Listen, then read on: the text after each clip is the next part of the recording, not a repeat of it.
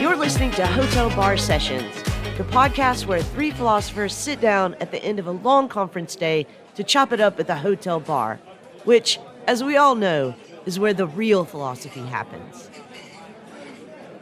My co-hosts and I are on a break between seasons, and normally this is just a time for us to get our affairs in order and start recording our episodes for the next season.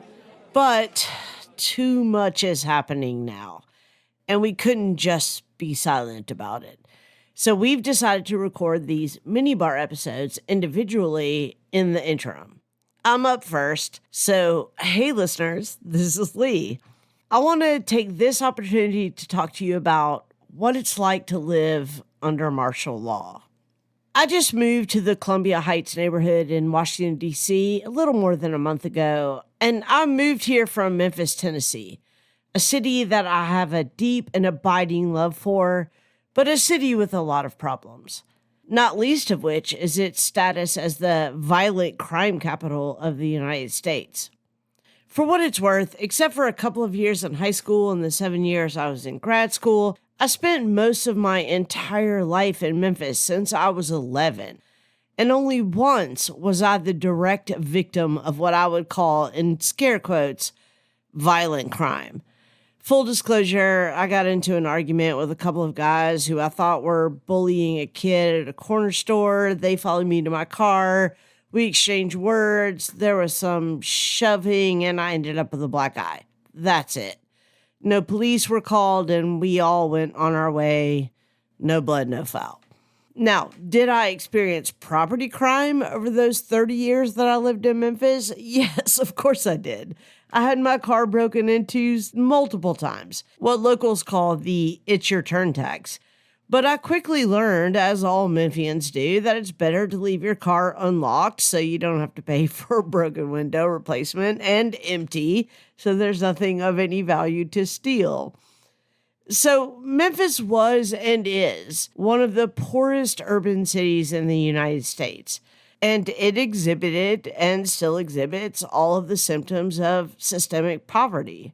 High crime rates, an overwhelming number of unhoused persons, practically non-functional public transit options, inadequate public services to aid the unhoused or mentally ill, a grossly underfunded and understaffed public education system, and an utterly toxic relationship between police and the community. None of these problems, for the record, distinguish Memphis from any other major metropolitan city in the United States. I moved from Memphis to D.C. in July, in advance of starting my new position at American University this fall. So I've been living in D.C. for about a month now. I walk down the street in my Columbia Heights neighborhood most days to get coffee, to pick up things from the grocery, etc., etc. But on the morning of August 11th, I walked down the hill to get a coffee, just like I've done every week since I've moved here, and there was nothing of any import to note. What I didn't realize, though, at the time, was that as I was walking back home, everything was changing. President Trump was announcing at that moment that the street I was currently walking on did not belong to the citizens of D.C. any longer. Now, the first thing I noticed the next day was the Humvees parked outside intersections, blocking streets I used to think of as open. There were soldiers in camouflage at metro stations, and even while I was home, I could hear helicopters overhead, which I had never heard before. The ordinary rhythm of my neighborhood, kids at the bus stop, neighbors walking their dogs, regular people doing regular things, seemed swallowed up by this new sound of blades and boots. Donald Trump ordered the National Guard into this city as if it were a colony under siege. As if D.C. residents, already denied statehood and full representation, needed to be disciplined into submission.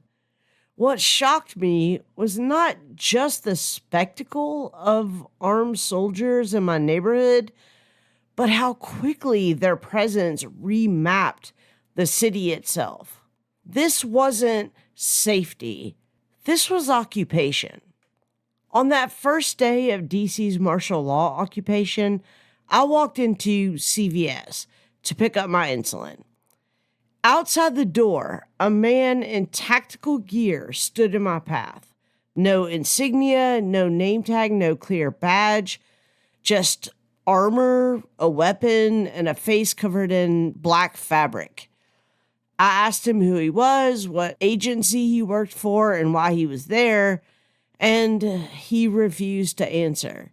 He refused even to acknowledge me. And his silence was not empty, it was violent. It was a refusal of accountability, a refusal of recognition, and a refusal of the most basic human social contact. Look, I came here from Memphis, a city where crime is high, where gunshots are a familiar soundtrack, and yet I never felt this particular kind of danger before.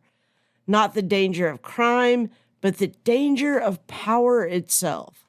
The danger of being rendered invisible and governable only through force. This is what Michel Foucault meant when he said that power surveils us not just through cameras or laws, but by training us to live under the gaze of authority, even when its face is hidden. Everywhere in DC now, that hidden face is visible, not as a person, but as a machine. Humvees are at all intersections, soldiers at checkpoints, helicopters carving circles into the sky, reminding us that even the air belongs to them. The soundscape is no longer sirens, no longer buses grinding their gears. It's chants ricocheting from the streets and off the row houses that say, "You are not welcome here. Go home. Get out of our neighborhood. Show your face. Respect home rule." This is a military invasion. Those chants matter. They are insisting that our voices still belong to us, that our streets still belong to us. They cut through the thunder of helicopters to remind us that a neighborhood is not simply a place of territory to be controlled. It's a place where people live, breathe, and struggle. I'll be honest, at first I was completely disoriented. I kept asking myself, is this what safety is supposed to look like? Who decides that I need soldiers at my pharmacy? Who decides that a helicopter should hover over my apartment at 2 a.m.? And why is it that people making those decisions never have to live with the consequences of them? Giorgio Agamben called this the state of exception, the suspension of law under the pretense of protecting it. And Trump claims to defend the nation by unleashing soldiers against its citizens. And in D.C., where residents are perpetually denied full rights of citizenship, the irony is sharpened to a very sharp blade. We live in a state of exception built into the very architecture of the city.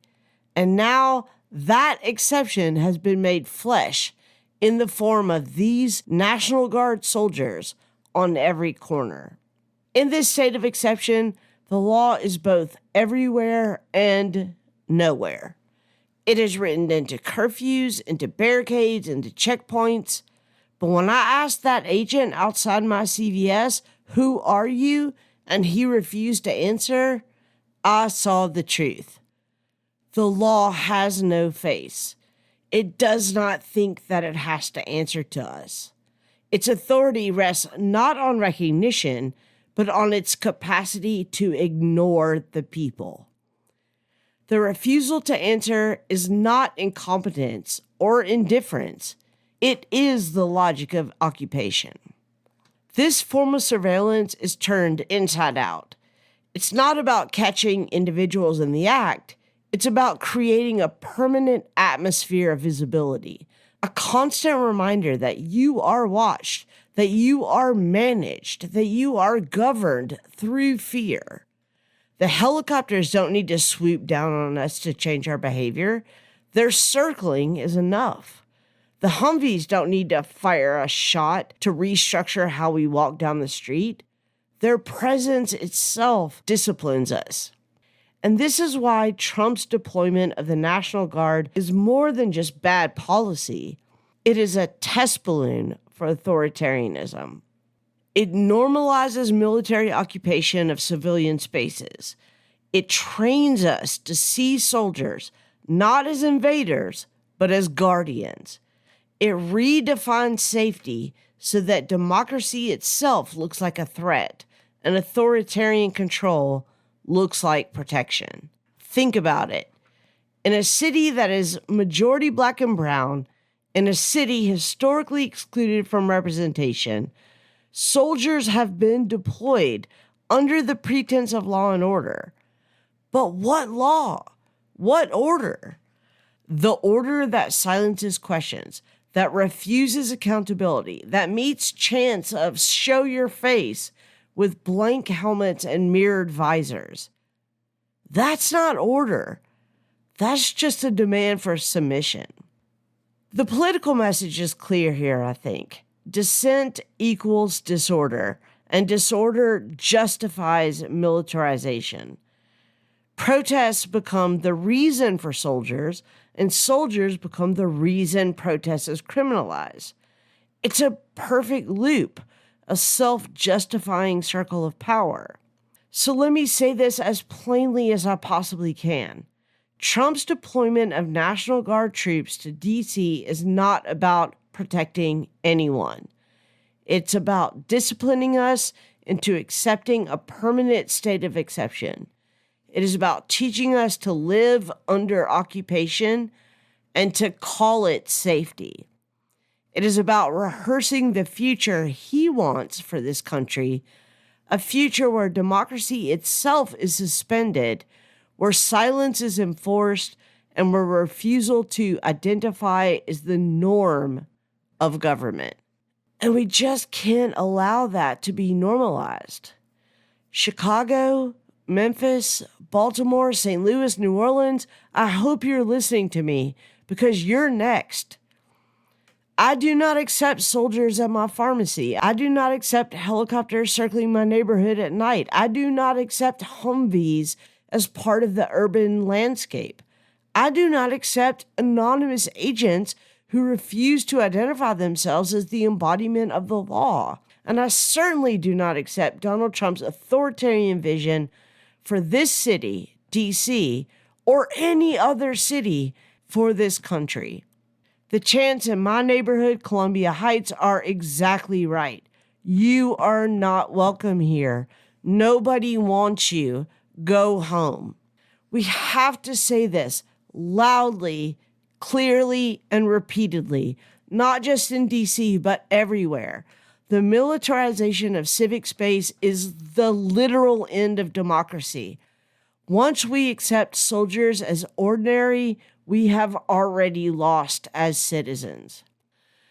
I speak this with anger and urgency because anger is what the moment demands.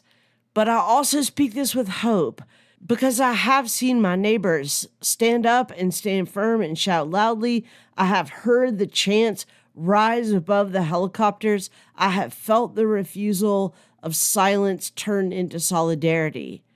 Trump may have sent his soldiers into our neighborhoods in D.C., but this is still our city, and our voices are louder than their silence. Please, when it comes to you, and it will, take this as a warning.